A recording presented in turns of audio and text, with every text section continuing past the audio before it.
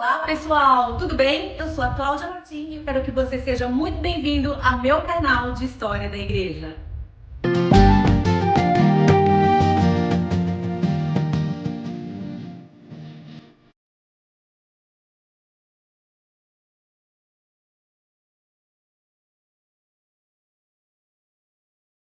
Antes da gente começar, é claro, já vou te pedir que você se inscreva nesse canal, que você curta esse vídeo, que você ative as notificações, que você faça comentários, enfim, que você compartilhe o conteúdo que eu estou produzindo aqui neste canal para os seus amigos, para os irmãos da sua igreja. Eu sei que é muito interessante e muito importante que nós cristãos conheçamos a nossa história, conheçamos as nossas origens, para que a gente possa até compreender melhor o presente.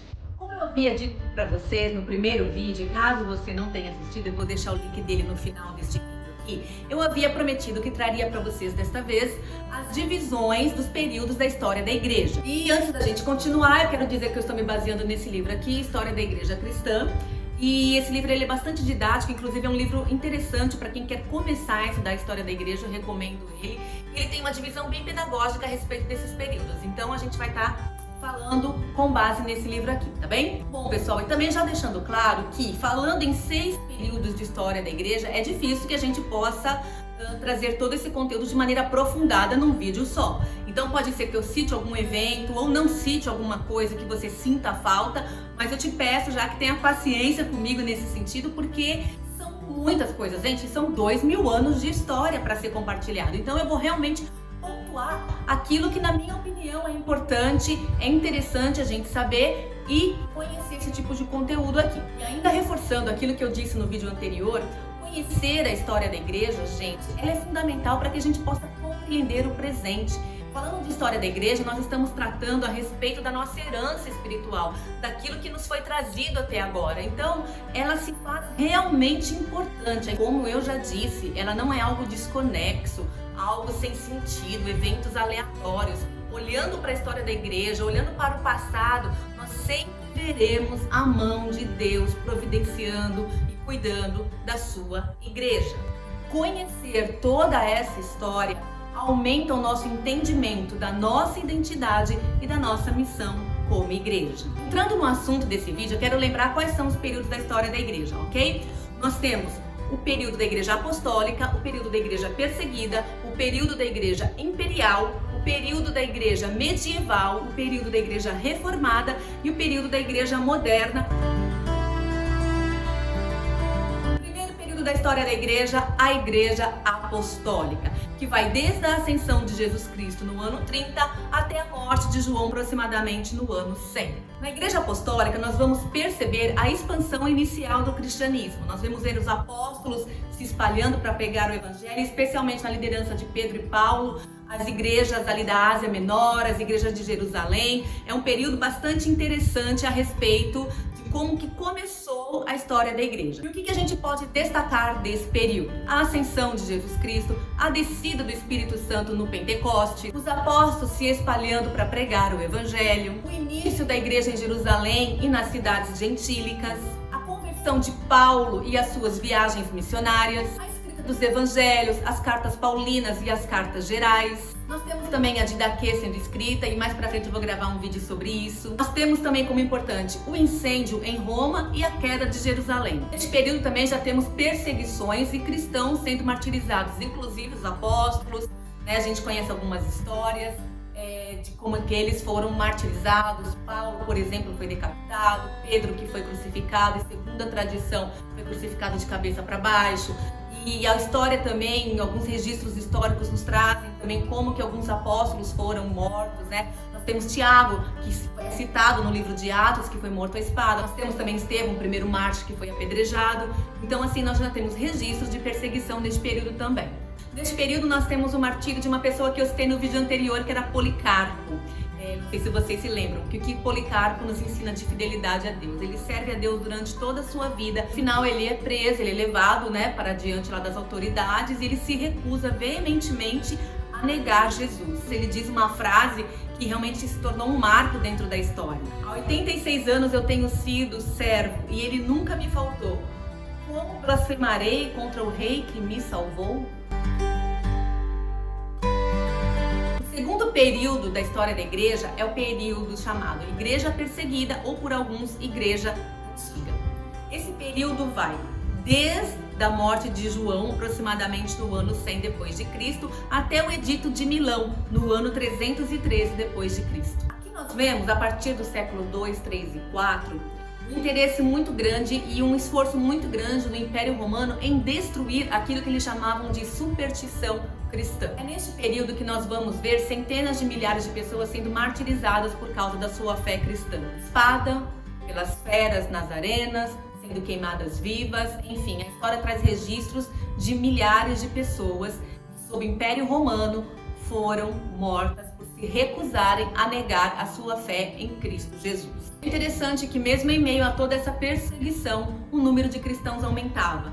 E esse período só vai ser um pouco amenizado quando chega ao poder um imperador supostamente cristão, que é Constantino, proclama o Edito de Milão no ano 313, em que ele determina que se acabe com a perseguição aos cristãos. O Edito de Milão de Constantino legaliza o cristianismo, mas ainda não o torna a religião oficial do império. Isso vai acontecer um pouco mais tarde. Mas a partir de então, os cristãos podem exercer a sua fé com liberdade. Neste período, nós podemos destacar o grande crescimento da população cristã.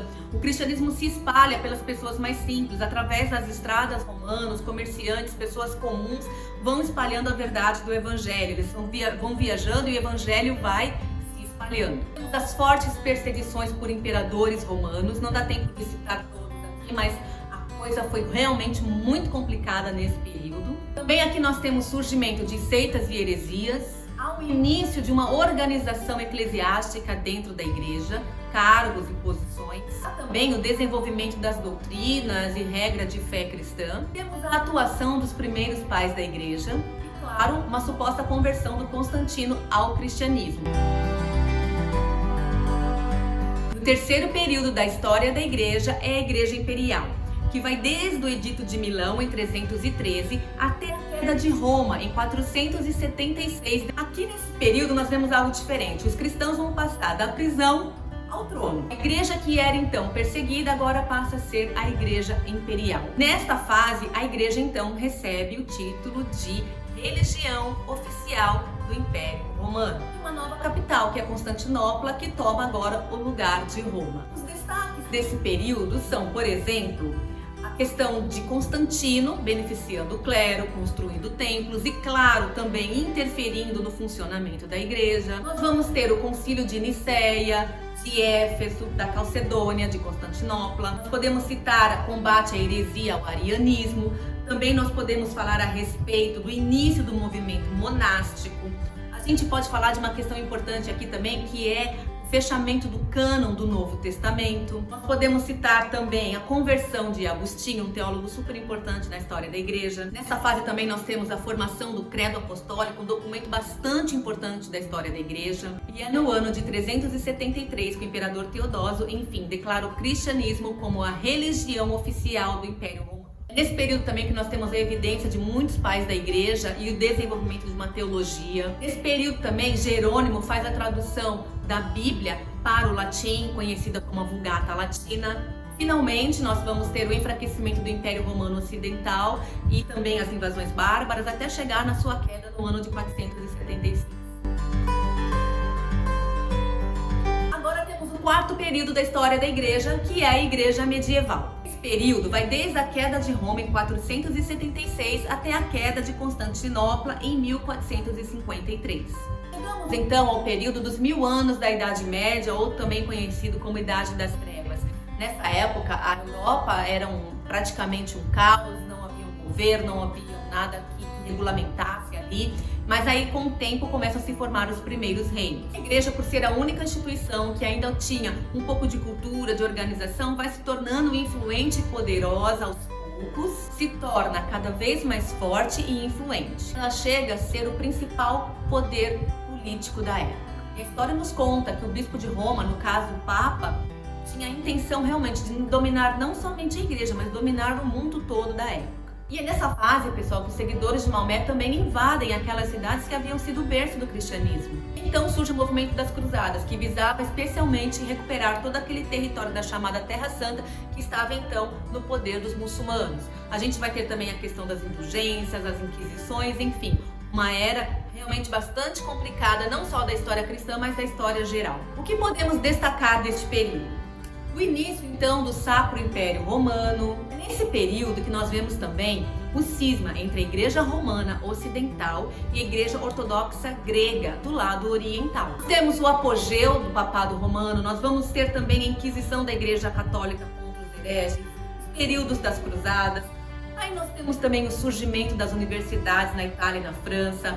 Nós temos o nascimento de Tomás de Aquino, um grande teólogo da história da igreja, e a conclusão da sua obra chamada Suma Teológica. Aqui também que nós vamos ter o surgimento de líderes pré-reformadores e movimentos dissidentes da igreja. Neste período, John Wycliffe, que eu falei no vídeo passado, faz a tradução da Bíblia do latim para a língua inglesa. Nesse período também nós teremos a Inquisição e a venda das indulgências, né, que seria a possibilidade de se comprar o perdão pelos pecados. A igreja vendia isso.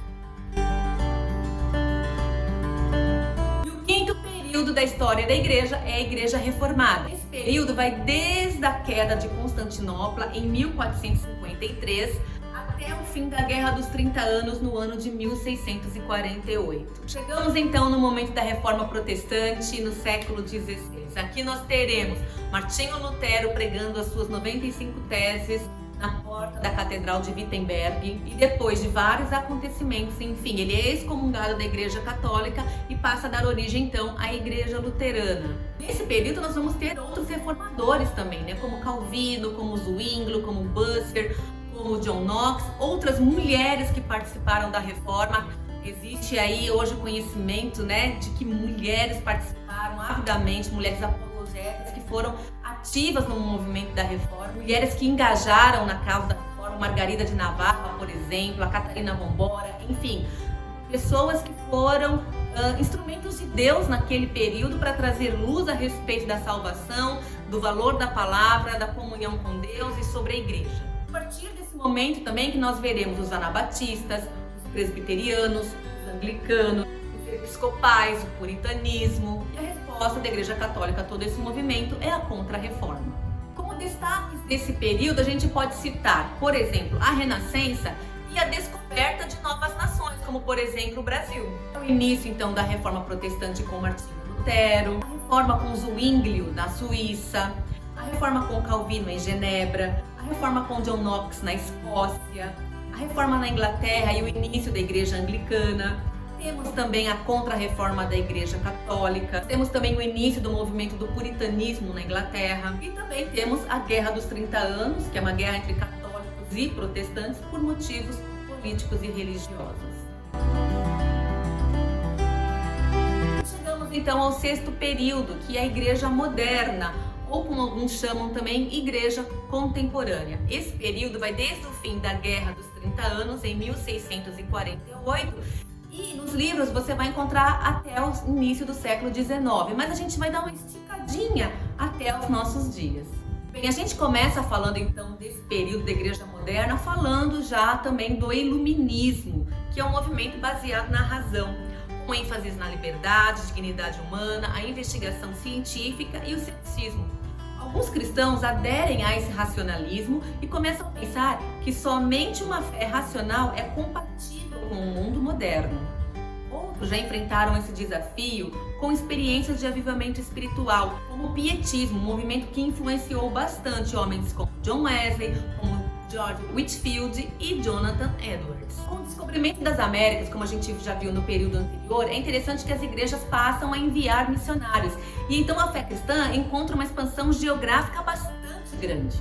Temos então os católicos chegando na América Latina e os protestantes chegando nas 13 colônias que se tornariam os Estados Unidos da América.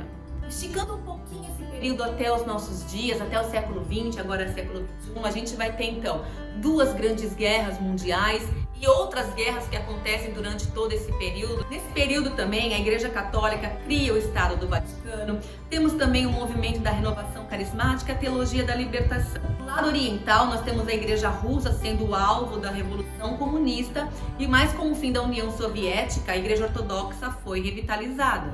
Também nesse período nós vemos uma maior ênfase na pessoa do Espírito Santo, com avivamentos na China, na Coreia, na África. Surge então o pentecostalismo lá nos Estados Unidos, a partir do século XX. E um pouco mais para frente nós também temos um movimento carismático dentro das igrejas históricas. E nos últimos 100 anos houve o maior número de conversões ao cristianismo do que em qualquer outra época. Deste período então da Igreja Moderna, a gente pode destacar os seguintes pontos.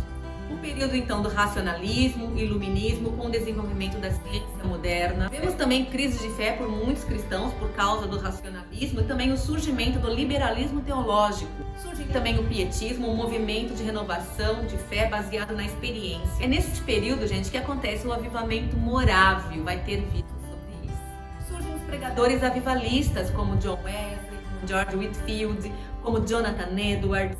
Grandes despertamentos espirituais na Inglaterra e Estados Unidos, surgem novas denominações na igreja, nascem as novas missões modernas. Temos relatos de avivamentos em várias partes do mundo, inclusive a gente tem que citar o avivamento da Rua Azusa no início dos anos 20, que temos também o surgimento do movimento carismático, não só na Igreja Católica, mas também dentro das igrejas protestantes históricas. Temos também neste período da Igreja Moderna o surgimento do neopentecostalismo e da teologia da prosperidade. Por muitos teólogos, gente, o século XX é definido como o século do Espírito Santo.